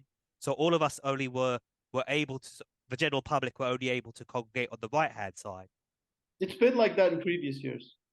Like the very front of the stage, there's like this quarantined off front thing, which is like the VIPs can like go to see front row, and then everything else is there. Now, the way you're describing it, I don't know if it was a little bit more larger and stuff, but it's very common in festivals and music things. It's no big deal. It's just how it's always been. Well, I think what I noticed was this: when you look at the stage, if you're facing the stage from the back, and if you take it 50% facing the stage to the left was cordoned off, and 50% to the right was open, all the way to the back. And that area was, you know, I don't know, bands or special bands or whatever, but there was also a bar on that side, a licensed bar on that side. So I think that's probably part of the reason why they did it that way. Oh, that probably makes the most sense, to be honest. I think if you probably purchase something, that might give you access to it. And also as well, you know, you got to look at all of the friends and family that have flown over, entourages, sponsors. Sometimes you want to make sure that those people do get access if they're participating. So could be for that reason as well. I mean, the thing for me is no matter, we stood in general population, we stood on the right-hand side that Vic's talking about. And even then it was, I never felt like I was far away. In fact, even when we're in the VIP section, which is obviously way behind the general entry, like the general population, we were still never far from the acts. I mean, in 2019, when we saw Mos Def and Talib Kweli and the Wu-Tang Clan, I was in the VIP section then. And I was like, you know, I compare it to like London, where if you've not got one of the first 3 blocks, like block A, B, or C, it's pot luck, really. Do you know what I mean? If you're going to get to enjoy the act or not. I remember I went to see Eminem at Wembley Arena a few years ago, and I was listening to every single song in echo. So I would hear the actual sound coming from the speakers, and then I don't know where the echo was being created. Maybe it was bouncing off the back of Wembley Stadium behind me or something, but it wasn't good. So yeah, it always felt like quite intimate. Vic, the question was, is there any, I guess it doesn't matter to Vic because he's not been there for previous years. So we'll just move on. But the question was, what happened whilst you dipped out there was, Alex said, what stand was there this year that wasn't there previous years that you really liked? Any other questions, Alex? No, I don't think so. I think those are the main ones I had in mind. Nice, man. Well, that's definitely got SoleDXB covered. It was incredible. And again, yeah, shout out to all the team there that created it. And also shout out to Amongst Few, not only for booking Love Soul and kind of like really making our experience that much better, but also Amongst Few through the official Come Down party, Come Down barbecue on Monday, the Monday after Soul. It's really funny. I met this great dude who I've met before, and he said that the day after Soul should just be a national holiday, like because everybody in the city is dead. Like, Sal, how funny was this barbecue, right? Like everybody in there was just torn up, like just totally like warped. Like everyone was tired. People were walking around like exhausted. People had lost their voice. Like it was rammed.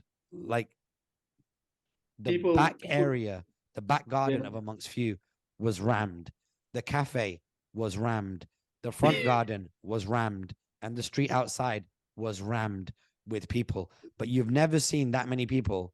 And really, everyone just like, it was just, I can't, certainly this is not how it was. But you know, like that kind of like quiet exhaustion type weird.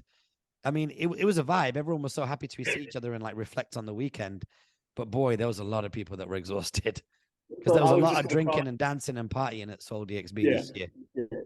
I was just going to comment. We've been to other Amongst Few community events, right? Like when they've done these before. And in previous years, people are like out at the front, you know, with the DJ, like, you know, that sidewalk area, like it's usually quite packed and stuff. And everyone's into the music, catching a vibe. This year, it was still popping and everything, but more people were inside, just chilling in a corner with, I just want to get my plate of food. I just want to relax. I just want to say what's up to some people I saw because, yeah, I think it was a good idea as well. I mean, shout out to Flo and the crew because, yeah, it was an idea to have like no one's ever thought of that. You know, you have a big weekend event, everyone's still in town because people fly in for it, and then you've got this nice little kind of like hangover, rest and recuperation, just chill thing. Yeah, where everyone's relaxing, getting their plate of food, and still dope music's being played. I've got to like shout out all the DJs. I mean, I got to the Amongst Few thing a little bit later because I was like I had work starting off the week and I was tired as well. But shout out the DJs who like kind of pulled double duty, right? Like they some of them did soul, then they had their night jobs, so to speak, at all the different venues, and then they came to Amongst Few as well. Yeah. So I got to shout out all the DJs in Dubai. Speaking of which, like speaking of DJs, I just want to say as well, I don't want to dwell on it too long because I'm gonna fanboy out, but it was nice to see Natasha Diggs. I had high expectations of what she would look like, and she delivered. Like in terms of, well, maybe Freudian slip there. When I said in terms of what she looked like, she's a very beautiful woman, and she's actually that beautiful in real life. And she does have that kind of like weird, godly, witchcrafty Erykah Badu kind of like, huh? No, she's got like that kind of like, she's a special female. Like that's not a normal woman. And she's got this kind of incredible vibe about her. And you know, all that aside, all that commentary aside, what matters is she a dope DJ in real life? Can she back up what she does on the internet? And wow, like she was really brilliant. That is a special DJ. And I want to say also that God spoke to me at the end of my set, because weirdly I came on for a second time during the first Love Soul set, which is there was no really need for that to happen. But Vic was midway through a record and I said, play Bad Girl by Usher. And he was queuing it up. And then there was a moment coming out of a Michael Jackson record where it wasn't appropriate to drop it. So then there was a few more seconds and I said, I'm going to drop this record. Or it wasn't, I didn't say it, it just happened that way. And I dropped the record. Then I stayed on the set. Then I played Jocelyn Brown, Somebody Else's Guy, which got that long intro. And, you know, you're always nervous when you play that record because you're like, will people stick with me? In that moment, what happened was the clouds just opened and then Natasha Diggs just came down like one of the characters in like Mortal Kombat with like some electricity around her and then just started jamming to my record choice. So yeah, I'm a pretty special guy. So I'm quite happy about that. And she was nice, super dope to talk to, super dope to meet. She's friends with Megatronic, who's now in a DJ duo with Vic's son. So yeah, good vibes, man. Vibes galore. Yo, listen, I don't know if we're gonna do like which artists we like, shout outs or anything like that, but if we don't, or before we do, I do want to shout out Megatronic. Yeah. She so just very quickly, we were DJing, we did our set, Megatronic was coming on after us. We did the changeover, and my son Ine and my wife Shayla were there for the day as well. And he went behind the booth to show her his new trainers. And she goes, they're cool. They compared trainers for a little bit while she was playing her set. And then she goes to him, just stay here. And for her full 1.5 hour set, he was with her just jamming out. She let him like play a couple of records. She was like dancing with him, partying, like basically just DJ babysitting. It was awesome. So big shout out to Megatronic for doing that, because she really like, he was getting a bit tired and she really like lifted his mood and made his day, like completely made his day. And he was like dancing. The crowd was there and he was like hyping up the crowd, dancing and, like just getting involved. And they were like, the crowd was like doing it back to him and stuff. So yeah, big shout out to Megatronic for making, like lifting my son's spirits during Soul. Like he was cool, he enjoyed it, but that really like gave him this like little boost. So big shout. Do some shout outs, and I'll just ad lib, because that's better, because I can expand and get all the credit on the names that you've mentioned, and you'll look like a bum for the names that you forget. So well, look, I'm going to caveat it by saying this: there are too many people to shout out, but there are some very, very important people to begin with, and then I'll just kind of list off a bunch of names. So obviously the whole SoleDXB team. So that's Raj, Hussein, Josh, Nick, Rob, Jessica. Of course, the Amongst Few team, Flo, Mikey, Louis, Connor, Glenn, Daniel Peterman, all the guys behind the bar that held it down for us as well. And of course, their partners, Power Horse, who did an amazing reel that featured me and Amy Jamie as well. Did you see that? Really cool. Did you see Vic was in? I saw it. Not you, fool. Did you see that? Did you see Vic was in the actual Power Horse wrap-up video? Yeah, he reposted on his story. It was dope. Oh, do you know what the sales are going to be like of Power Horse now amongst over 50-year-olds? the culture. Look at the sheer power in Vic. Can you imagine, right? Power Horse in Vic. They have basically, for the first 47 hours of SoleDXB, they took this energy drink and made it into a cultural phenomenon that's relevant to the youth, that's associated to like incredible fashion, artistry, and music. And in the wrap-up video, one wrong turn, they put Vic in it, and the whole thing just the whole thing was just like, yo, what Power Horse effectively became an erectile dysfunction brand at the moment that video came out. Basically, what they want to say is, if you don't want to look as old, tired, and washed as this guy, drink our energy drink. You know what they should have done? It all came down to the edit. They should have given you a kind of Power Horse, and then had like an electric shock go through the screen on After Effects, and the other side is Amy Jamie. That's basically the transformation that we needed.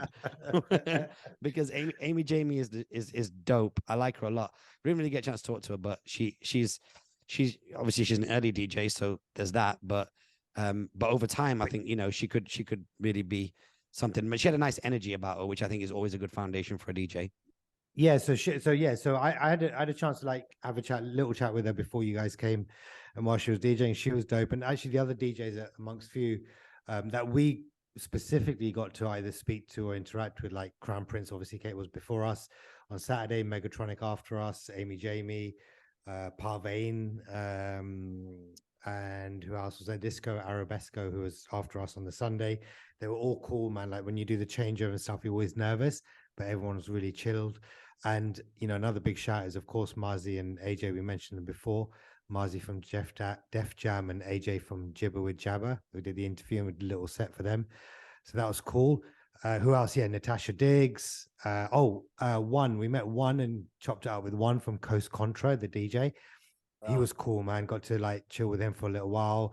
Met Presidente for the first time, and Presidente's from my neck of the woods in London, in Ealing, and we were like, we had a lot of like a couple of mutuals and kind of few little stories to share.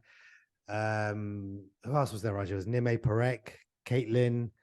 I've written a note here to shout out Sal, Kish, and Neil. I don't know why, But yeah, big shout out to Sal Kish. No, you know what's crazy? So our friend Caitlin, who works in the alcohol industry, just to my point about business, there was a guy called Nime Parek, probably worth a Google, and he built his advertising agency up to 400 people and then sold it to Accenture.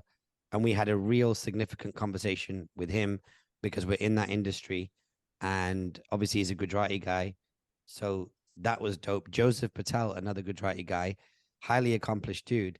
But these are the kind of like high level conversations you can have at a SoleDXB. We were lucky because we had access to that lounge area. So it was thanks to DJing and whatnot, and it was great to see our friends in there as well. John Gillespie was in there, Sam was in there, bunch of cool dudes in there, man. Yeah, TJ and D-Jock were there, just looking like phenomenal, as they always do. Living proof cats like Khalil and Snips, DJ Snips, and yeah, they were cool, man. One Take Nando's, Aboski, who heads up, who's always running every bar in the city, like every hot party in the city, he's there. Cartel, Press Play, the VIP section of the SoleDXB, big up to him. Yeah, and a nice one was also getting to meet Diamond D, the DJ that he DJ'd on Saturday night from Digging in the Crates, and we had. I think he did Friday night, yo. I think he did Friday. He did Friday night. Yeah, he did the okay, opening night, yeah. Right, yeah, that's right, yeah. And we had him on, the Sugar Hill Gang podcast that we produced, and we met him then, and we got to meet him in real life, which was cool. Obviously, the Mixed Feeling boys, Beruz and Travi, are always showing love. Mike Vandal, Moflo, AY and Khulud, yeah, man, killing it. Albert, of course, who was a co-host on the last My Friends, Your Friends. Albert from Emirates Music Summit, Ali from Abu Dhabi. Yeah, Ali was there, and Albert's boy twin. Dan Greenpeace, always in the mix, man, always around doing his thing. I think he brought his family out on Saturday or Sunday as well, which was cool. Yeah, shout out to Susie, his wife. She actually knows the F&B world super well, so actually got a lot of game from her. Shout out to Ian as well, who used to head up Capital Club, now at Middle Beast. Yeah, man. Yeah, Ian doing his thing. Timothy Hawks was out in full effect as well. Yeah, and then obviously Colin, DJ Coleone and Crown Prince. DJ Patchouli was partying as well, like doing a thing. She DJ'd as well, and Como was with her. So big shout out to them. Oh, Planta was out, just looking like fly and like really cool, just hanging out. And one guy who had like Palanta as well from Phenomena, who's part of the My Friends, Your Friends community as well. There's a lot of people from My Friends, Your Friends, yeah, definitely. And another cat also from My Friends, Your Friends, but CL Fro style, like just coming with the energy. And there was a lot of breakers, like a lot of breakers, and every now and then you'll just hear like whoa, and there'll just be like a little breakout group, and then like for some reason somehow he was always there, like CL Fro style, he was always there, and it would just be like waiting, and he'll just jump in and do his thing, like big afro, just lots of energy. Have I missed? I mean, I've definitely missed a lot of people. Labito from Electric Pawn Shop in Lynn, they were out. Tak was doing his thing. P Storm, big up to him. I know Suerte was in the house. I didn't get a chance to meet him. Liu Tech, Freak, a lot of good artists, a lot of good people that were out and about. Saw Freak's performance. Definitely, Ari his Lennox fan base was out. Huh? You bumped into Ari Lennox, didn't you? Or didn't? Or Amine? We saw her perform on the Puma stage, but I don't know if you guys met her.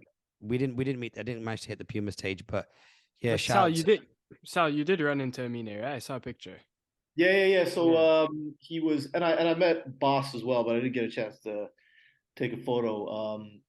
He was at the New Balance thing, and we were just walking into the New Balance thing, and they were like, "Hey, do you want to meet him upstairs?" I was just talking to one of the guys there. I was like, "Yeah, sure, cool dude." Got to chop it up for about 5 minutes. A lot of people know him from the Caroline record from a few years back. Still doing his thing. Real down to earth, cool dude. And same with Boss as well. All those Dreamville guys are pretty down to earth and stuff. But Boss was amazing. He did a Q&A with Narcy on the Sunday, and got a chance to briefly chat with both of them. So cool down. Speaking of New Balance as well, shout out to Chef Code. Saw him as we were walking in the first day, man. A lot of cool DJs out. Brooklyn did his thing on the main stage. Do Up, Yeah, man. like you mentioned, Kish, Do Up was a sick DJ. Shout out to our friend Farai as well, who's part of that House of Janos movement. They got a show coming up December 30th here in Business Bay. Check out House of Janos online if you want to check out the illest Amapiano set. They had the Amapiano afternoon. I think it was on the second day. And that show was wild. Their crew just murdered that. The DJ was sick. Farai was sick on the mic. There were some other folks that were on the mic with him as well on stage. I don't know who they are. And then there's this one dude who was just vibe creating. He was almost like the person who does like the sign language, but he was just stood on the edge of the stage. He wasn't as big as like Big Nasty, but he had that like warm, big, friendly smiliness about him.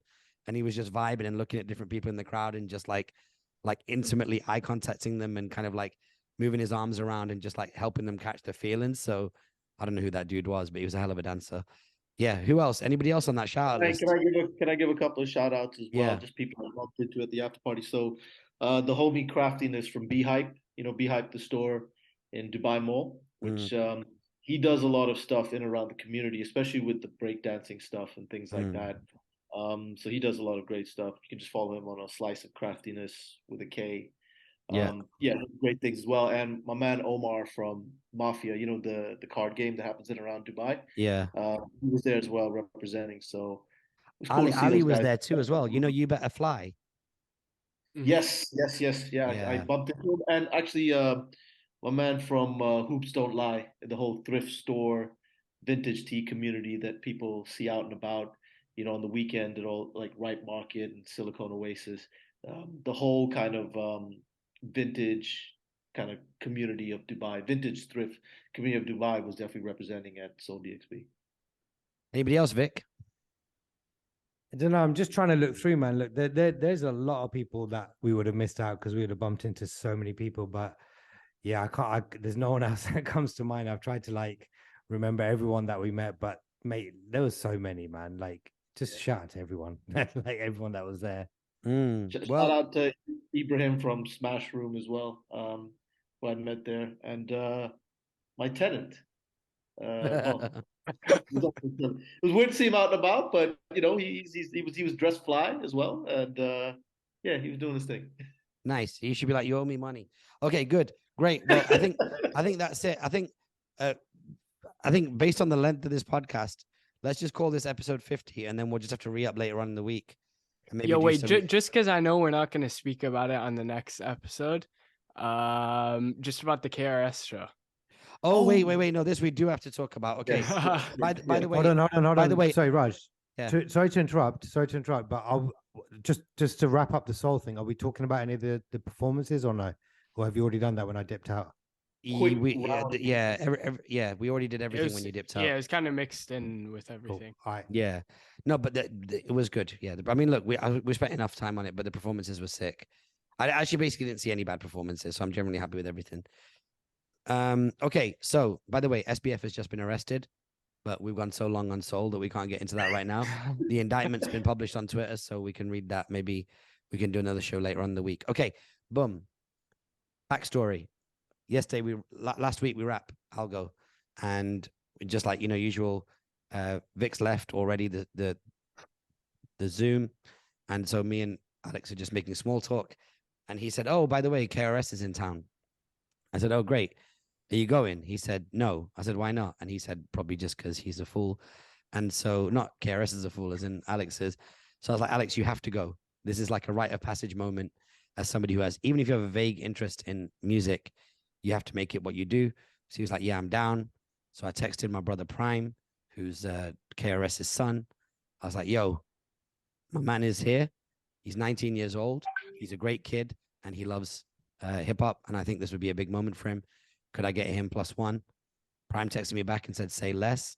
And then next thing you know, Alex was on the guest list. And that's where I throw the ball to Alex to tell us what happened next. You decided to take Sex Doll Nick, right? Yeah, my roommate. He's actually there in the living room right now, but Has he got a client? No. He sent Alex to his room because someone was over. No, actually, I knew he was going to be coming home during this podcast, so I came in here so he wouldn't disturb the podcast. Okay. Nice. But back to the KRS show, it was unbelievable. It's just at first I didn't even know really what to expect because I hadn't been to a true hip hop show in the first place, nor have I either like even watched one on YouTube to get an idea. So it was more like I mean, I only figured out about KRS within the last year since we've been hanging out. So I've gotten to learn a little bit about him and his music, but like just an unbelievable show and like completely new experience to me. What are the standout markers? If you were describing KRS-One to yourself a week ago, how would you describe it to yourself so that you and your mind would understand what to expect? I think it's just how impressive he is on stage and like lyrical wise, as well. I would say just like you don't see that type of performance from a rapper now, even though he isn't technically a rapper, right? But I feel like you don't see that type of performance nowadays.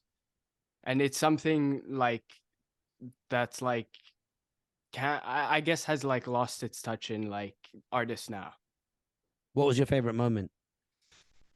I don't know. I thought it was interesting seeing him freestyle on stage. I'd never seen an artist freestyle on stage at a live concert, so I thought that was cool. Just because like you can't mess up really. Like it was interesting. It was cool. Yeah, Alex, just ask because I've seen KRS-One a couple of times. Did he do the whole thing of like in the freestyling was like crowd participation? Yo, show me something, and I'll grab something. A little bit. He was freestyling more with like just to one person. Yeah. Same thing happened when I saw many years ago. Yeah. So I guess that's just what he does. But I thought it was super cool seeing someone freestyle live. He's incredible. Wow, nice. And then afterwards, he just walked out into the street, all puffered up in his like jacket because it was like 0 degrees outside. But yeah, he just walked out. I guess there weren't like too many people around, but he just like took a few minute walk to some like bar across. Nobody really bothered him. Took a picture real quick and then let him do his stuff. But he was super cool. He's super approachable. He's done a lot of stuff in London where friends have met him. He did a lecture at my university a little bit afterwards. Okay. Very. I mean, from what I know, very cool, friendly, super approachable guy. Reps hip hop a lot. We all know about that. Brilliant, nice. Represents it super well. We're an hour and 40. I guess this is the algo that never was. Episode 50. We've covered SoleDXB and just highs and lows from the year. Really wouldn't have it any other way. We might need to do another one on stories. I'm going to need a bit of time to read the Sam Bankman-Fried stuff. And I don't know if Vic's going to be on the next episode Tuesday. You fly in the next couple of days. Okay, so Vic will be offline. We might need to do a hot seat episode later on this week to get some of the stories out. And that's it, man. Thanks so much, guys, for joining us on the podcast. It's been brilliant to just do an open format, all seat, all hands episode of Algo. Big ups to our other team members on the editorial team. So Arjun, who just put in the group chat about Sam Bankman-Fried being arrested. Bal, Jesal, who was on the show. Kish, big up yourself. Good to have you here in Dubai. Kyron, Neil's in Dubai as well. Maybe we can get him on the next episode. Sal, thanks for taking part in the show. And then Wes. All right, good. Anything else we need to do? I don't know. I think everything is covered. Just man, episode 50, and thanks for everyone that's listened so far, and thanks for the all the news stories from the editorial team, man. It's been a blast doing this, man. I've really enjoyed it so far, and I can't wait for next year. Yeah, and also two things. Number one, if you're one of the people that if you are the kind of person who listens to the podcast and you see me in real life, and it's the podcast that's the conversation starter, keep doing that, because I've been recognized for 20 years, but being recognized for this podcast makes me feel quadruple happy. So that I love to hear that. So if you're listening to this podcast right now and you see me around in Dubai Mall eating a pizza, please come over and tell me this is the podcast, because it makes my day. And number two, stop fangirling over Alex, because you have to remember he's the youngest one on here. And everywhere I go, people go, how's Alex? How's Alex? Oh, Alex wasn't on this episode of the pod. And I'm like, honestly, this guy. So What can I do? You know, like there's nothing I can do. Let's Just reduce like our love all the for love Alex. just like comes to me. Yeah, we You still can don't get hear a from. haircut for starters. Yeah, I know. This week before I leave to Switzerland. Oh, okay. I mean, will they still let you in the Ellen convention if you cut your hair? It's good question. We'll have to see after. Okay. So, all right, good. If you enjoyed this episode, make sure you give us a 5-star rating and review on Spotify, Apple Podcast. Give us a like, subscribe on YouTube. The 100+ listeners a week. I can't believe I take 2 hours out of my week, but it's absolutely worth it. And we're super grateful that you're listening. And yeah, that's it. We'll see you on next week's show. Peace.